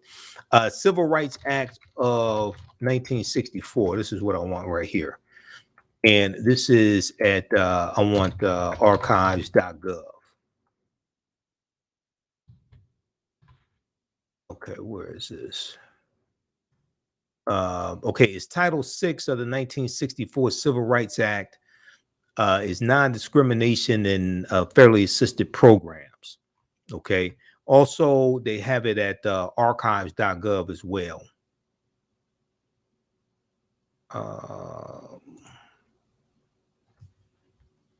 Let me try. We'll have to pull this up when we go to break. So I want to make sure people see this. Okay. So as I've talked about before, one of the things that has to happen is that we have to understand history, law, economics, and politics. And the other thing is that we have to laws and policies that were put into place that maldistributed wealth, power, and resources. Okay, that maldistributed wealth, power, and resources. Because even if we all did get a check, if we all got $1 million a day, let's be honest, we all know white people have it all back by this time next week. Nobody really wants to be honest enough and tell you this. I'll tell you. Okay, I mean, come on. 97% of our dollars are spent with people that don't look like us. And then after you spent the money, the laws and policies that have now distributed wealth, power, and resources will still be in place.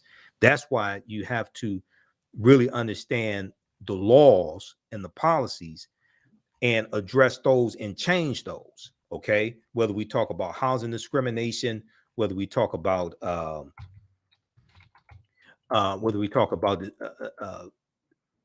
discrimination when it comes to jobs, maldistribution of wealth, etc. You have to change those policies that were actually put in place that maldistributed wealth, power, and resources in the first place. This is why we have to have comprehensive reparations. We have to have comprehensive reparations. So this is from archives.gov, 1964 Civil Rights Act. Okay, 1964 Civil Rights Act. And this deals with Title VI of the 1964 Civil Rights Act, non-discrimination and federally assisted programs. Section 601, it says no person in the United States shall, on the ground of race, color, or national origin, be excluded from participation in, be denied the benefits of, or be subjected to discrimination under any program or activity receiving federal financial assistance. This is why it's illegal to have policies at the federal level for just one race of people. This is why when Ice Cube put out his contract with Black America, or whatever he called it, even though I talked about this before and said I think he meant well, he didn't consult with I don't think he consulted with legal scholars. I don't think he consulted with attorneys that have experience in crafting legislation, because you're not going to have policies that are only for African Americans. That's illegal. That's not going anywhere. And if somehow it gets implemented, you're going to be sued. The government will be sued in court. It's going to be overturned in the courts. Okay. So read this. So we have to understand how to craft policies that are beneficial to African Americans, but will withstand a legal challenge in court, but they're not going to be exclusive to African Americans. We'll continue this on the other side of the break. Listen to the African History Network show right here on 910 AM, the Superstation, WFDF. I'm Michael Imhotep. We'll be back in a few minutes.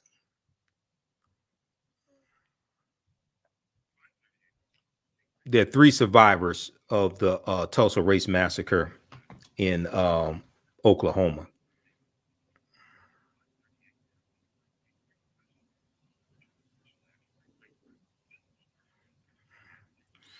All right, stand by. Bathroom break in 4 minutes.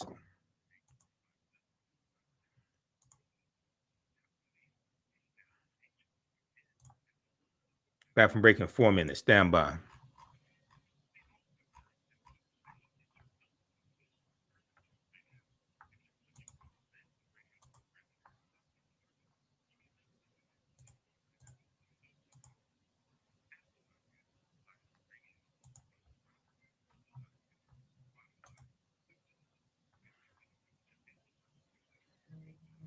Back from break in 3 minutes.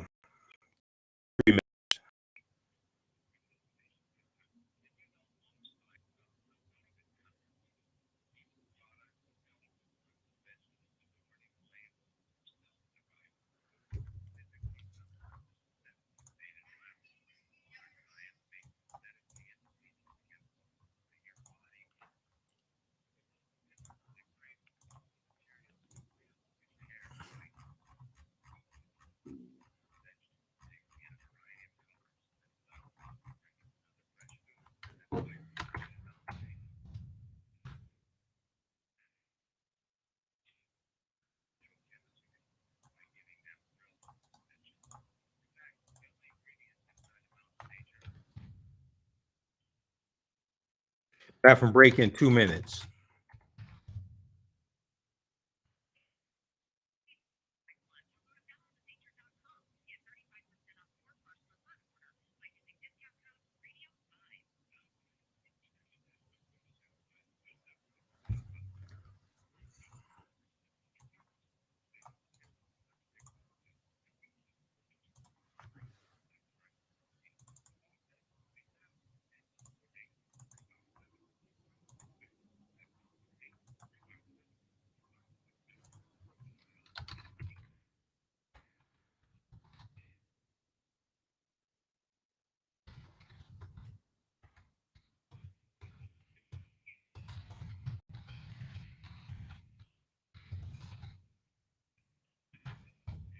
Back from break in 1 minute.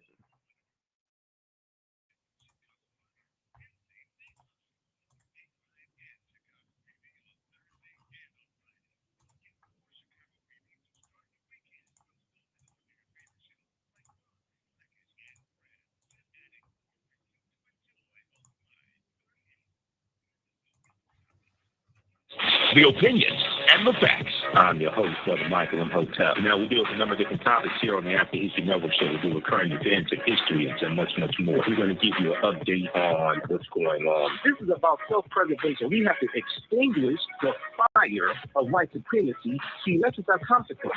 Catch it all right here on 910 AM Superstation.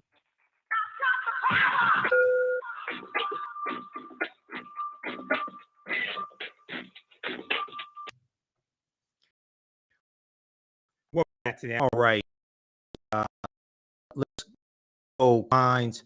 Let's go home, who's been holding patiently. Sorry for the wait, Jerome. Thanks for holding. Tell us where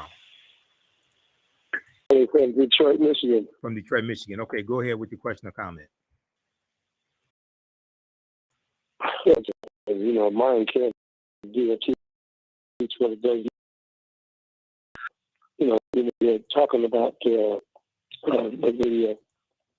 know, right here in Detroit, you know, most of our news stations edit out the president's words and everything from the shot spotter to education, you know, and they always put in ministers in the place of them.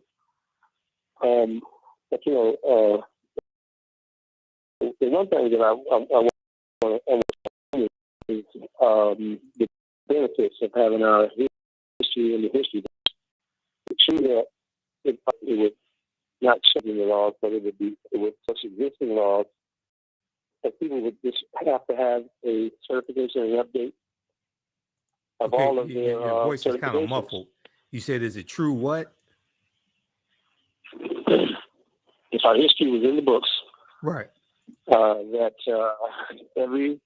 everyone, whether you're a police officer, doctor, lawyer, whatever you are, you would have to have an update, a certification or accreditation of our history to maintain your current status of whatever you have, whatever you are. I'm not sure about that, but what happens is the reason why the history of African Americans needs to be taught in every school across the country is because many people don't know the accomplishments and achievements and the contributions we've made to this country, but made to a world civilization, and that allows stereotypes and misinformation to be spread about African Americans, that we have not contributed to this country. We have not helped build this country. We have not contributed to world civilization also, which is totally false. But look, we're running out of time, man. Call back, do me a favor, call back next Sunday, call back early in the show, okay? Because I only got a few minutes left in the show. All right, let's do this. Let's go to, this is what we need to do. Let's go to clip number 2. Doug, this is dealing with the Detroit Reparations Task Force. This is from Fox 2 News. Let's go to this clip, please.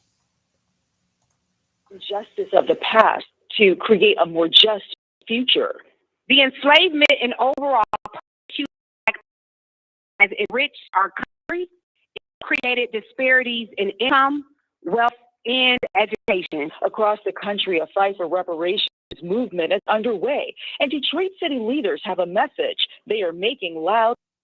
And of the first ever City of Detroit Reparations Task Force.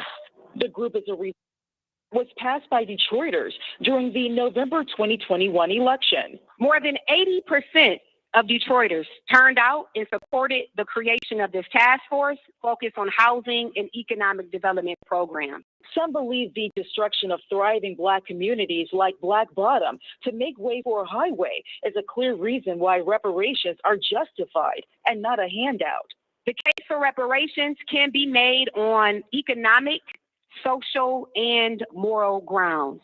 The Reparations Task Force will be a 13-member body. The co-chairs were present at Friday's press conference. And the question that I hope that we will answer is what might be possible.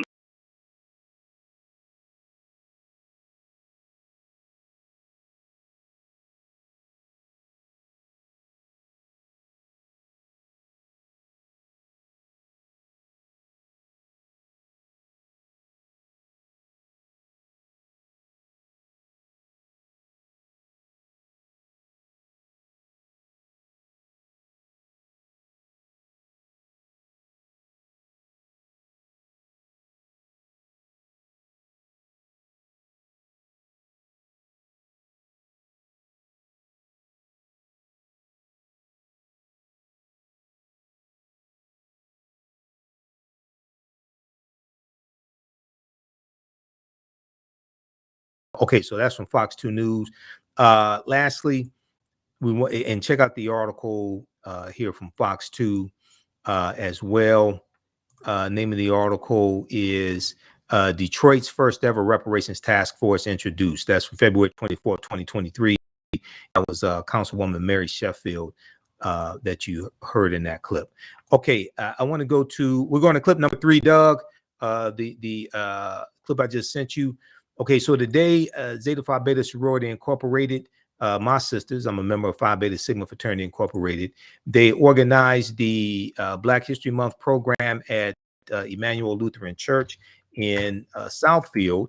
And I spoke there and gave some brief history on Dr. Carter G. Woodson and the creation of Black History Month. Let's go to this clip, please, Doug. Your very own responsibility to the question, why are we here? Please welcome historian Michael Imhotep, host of African History Network show on 9 a.m. The facilitates discussion at the who will be educated on Black History Month. Dr. Carter G. Woodson and mentioning Black students.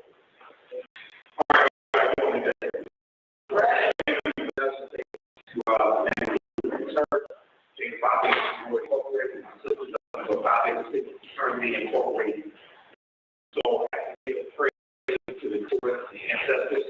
So when we talk about Dr. Carter G. Woodson, we talk about the Association for the Study of Negro Life and History. This is the organization that created Black History Month and when we started out with Negro History Week. So he was a historian, he had a PhD in American history from Harvard University, and he co-founded the Association for the Study of Negro Life History September 1950 to scientifically study, preserve, and document the accomplishments and achievements of African Americans, not just in this country, but throughout the diaspora. He created Negro History Week, which first took place the second week of February 1926, because he understood that African Americans did not understand our history. and it was a cultural celebration. It was never designed to be the only time of the year that we study our history. And one of the important things about it is that it focused on African American youth. And this was the time of the year that African American youth was supposed to demonstrate what they had been studying year round. Because he said it didn't make sense to just study the subject of our history 1 week out of the 36 during school year. It was supposed to study this history throughout the year, and that second week in February was supposed to demonstrate what they had learned. Thank you. Okay. We're out of time here on 910 AM Superstation WFDF. Those watching on Facebook and YouTube, the African History Network on Facebook, Michael Imhotep on YouTube. Keep watching. I'm going to play the presentation I gave today. I'm already visit our website, TheAfricanHistoryNetwork.com, TheAfricanHistoryNetwork.com. Register for our online courses and support us. Right now, it's correct wrong behavior. It's not over till we win. Wakanda forever. We'll talk to you next week. Peace. All right, stand by. Let's start this from the beginning here.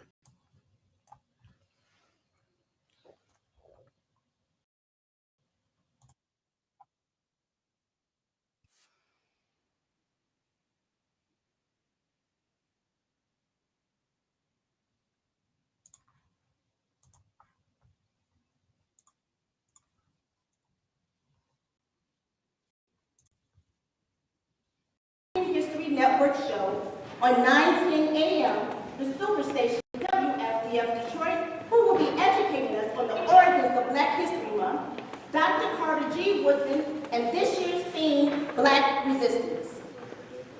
All right, how's everybody doing today? Great. Thank you for that introduction. Thank you to the Man Lutheran Church, St. Father's Sorority Incorporated, my sisters. I'm a member of Phi Beta Sigma Fraternity Incorporated. So I have to give praise to the Creator's Force and the ancestors. So when we talk about Dr. Carter G. Woodson, we talk about the Association for the Study of Negro Life and History. This is the organization that created Black History Month and what originally started out as Negro History Week. So he was a historian. He had a PhD in American history from Harvard University, and he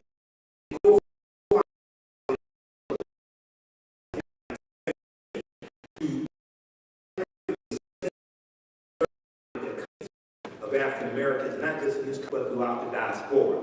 He created Negro History Week, which first took place the second week of February, 1926. Let me refresh the screen. Hold on. So we have a week still.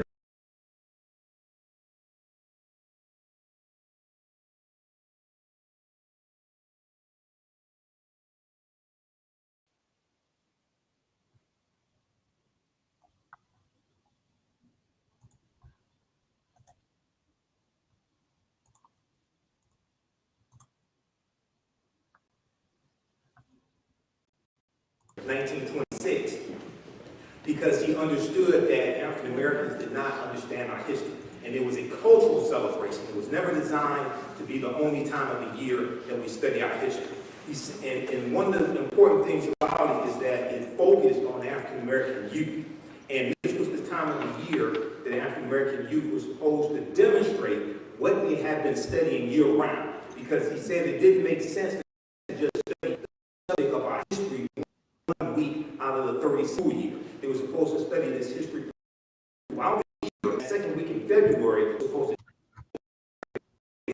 19 becomes a monthly celebration, and the president, Gerald Ford, did a proclamation to recognize Black History Month as well. Dr. Carter G. Woodson felt that the history of African Americans had to be taught in every school across the country, not just the schools that African American children are in. He understood that race prejudice or racism came from other people not understanding the accomplishments and achievements and contributions to world civilizations that African Americans made. And he felt that for teachers, he said that they had to plan their Black History Month celebrations months in advance, okay? So when we study Dr. Carter G. Woodson, this is a great man. He's very much underrated. This year's theme for Black History Month is Black Resistance. Black Resistance has been an annual theme since 1928. Okay, so for more information, visit ASALH's website, asalh.org, asalh.org. This is the Association for the Study of African American History. And Dr. Woodson said a subject which receives attention 1 week out of the 36 would not mean much to anyone. So anytime we have these celebrations, we have to talk about the great Dr. Carter G. Woodson. So hopefully I've shed some light on this, and you can start, Marnice mentioned reading books. You can start with The Miseducation of the Negro, which came out in 1933. I would also recommend Before the Mayflower by Lerone Bennett Jr. and Nile Valley Contributions to Civilization by Tony Browder, who's a friend of mine, Tony Browder. So with that, I'm going to wrap it up, and happy Black History Month.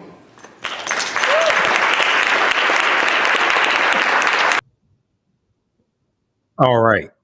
I would also recommend taking my online courses as well, because we get deep into this history.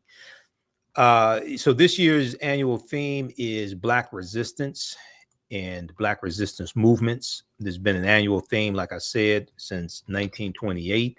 This is the executive summary. We talked about it here on the show before. This is at asalh.org, asalh.org, Association for the Study of African American Life and History, the organization Dr. Carter G. Woodson co-founded. African Americans have resisted historic and ongoing oppression in all forms, especially in the racial terrorism of lynching, racial pogroms, and police killing since Europeans' arrival here, not since our arrival, because we were here thousands of years before Europeans came here to Turtle Island, or the land we call the United States of America.